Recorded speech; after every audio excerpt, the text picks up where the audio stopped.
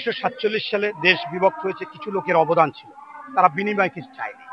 1952 সালে ভাষা আন্দোলন হয়েছে, শহীদ হয়েছে, পঙ্গু হয়েছে, বিনিময় কেউ কিছু চায়নি। 1971 সালে স্বাধীনতা হয়েছে, সেখানে অনেকে এখন বলতেছে 30,000, অনেকে বলতেছে লক্ষ লক্ষ সে শহীদ হয়েছে, পঙ্গু হয়েছে, বিনিময় কিছু চায় না। আমরা 90-এর আন্দোলন করেছি, বিনিময় কিছু চাইনি। কেন 2024 সালে বিনিময় হবে? এখানেই তো সমস্যা। তারা চেয়েছিল কোঠা, তারা চেয়েছিল বৈষম্য বিরোধী, সেইখান থেকে তারা মন্ত্রিত্ব ছিল, ক্ষমতা চাইল। এরপর সেইখানে কিন্তু স্পষ্টভাবে ওই দিন বলা হয়েছিল যে একটা জাতীয় সরকার গঠন করা হোক, আমরাও চাই, আপনারা আসেন, কিন্তু যারা তারা পরে নির্বাচন করতে পারবে, অথবা যারা এখন উপদেষ্টা থাকতে পারেন আলাদা, জাতীয় সরকার না করলে তারাও দল করতে পারবেন না, নির্বাচন করতে পারবে। কিন্তু আপনারা দেখেছেন সেখানেও নাহিদ চলে এসেছে। আরো ওই উনিও আসিফ মাহমুদও বলে যে আমি যাইতে পারি, এখনো সিদ্ধান্ত নিই নাই। এটা তো এটাকে হাসি তামসা খেলা রাষ্ট্রকে নিয়ে।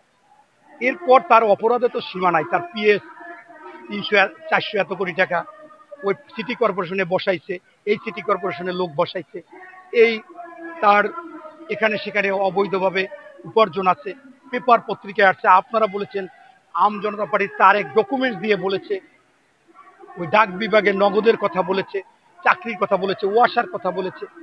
এরকম তো আপনি 100 অধিক হয়ে গেছে। এমনকি তার বাবাকে ঠিকাদারি দিয়েছে। এরপর তার বাবা আপনার ওই ওখানে সব জায়গায় প্রধান অতিথি হয়। এখন সে রাজনীতি শুরু করেছে, ঠিকাদারি শুরু করেছে। এখানে অন্যরা যদি কেউ কথা বলে তাদের বিরুদ্ধে মামলা দিয়ে ধরে নিয়ে যাচ্ছে। তার বিরুদ্ধে যখন বিক্ষোভ করতে যায়, সে নিজে বলেছিল বাক স্বাধীনতা থাকবে, যে যার কথা বলবে। সেই পুলিশ দিয়ে সেই ব্যানার নিয়ে যাচ্ছে, তাদের গ্রেপ্তার করে কারাগারে পাঠিয়ে দিচ্ছে। সবকিছু মিলে আজকে যে বরাদ্দ নেবে এটা তো কোনো বিষয় না। তার বাবাকে অথবা নির্বাচন করাইতে পারে, সে না করতে পারে, সে করতে পারে। এই জন্য হচ্ছে কি যে বাংলাদেশে মানুষের আশা আকাঙ্ক্ষার প্রতিফলন হয়নি। এই জন্য একটা নির্বাচিত সরকার দরকার। এবং এই যে অপরাধগুলো করতেছে, বৈষম্যগুলো করতেছে, এটা আসলে প্রতিবাদের ভাষা না। প্রতিবাদের ভাষা যখন আস্তে আস্তে আস্তে আস্তে স্তূপ হয়ে যায়, তখন বহিঃপ্রকাশ এইভাবে হয়ে গেছে।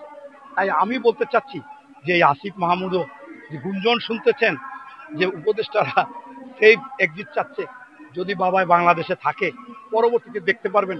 আমি আগে সব সময় প্রত্যেকটা বক্তব্য বলতাম যে শেখ হাসিনার আজকে পতন হোক, হাজার হাজার দুর্নীতি আপনারা পাবেন, আর টপ টু বটম সবাই পাবেন। এরও এই দুর্নীতিগুলো পাবেন। এই বৈষম্য তো স্বাভাবিক একটা ব্যাপার, হয়তো বা একটা এলাকাটা কেটে আর একটা এলাকায় দিচ্ছে, কিন্তু নিজে যে আঙ্গুল ফুলে তাল গাছ হচ্ছে, বট গাছ না, কলা গাছ না, তাল গাছ মানে শক্তিশালী স্তূপ হয়ে যাচ্ছে পাহাড় অর্থে, এটাও পায়।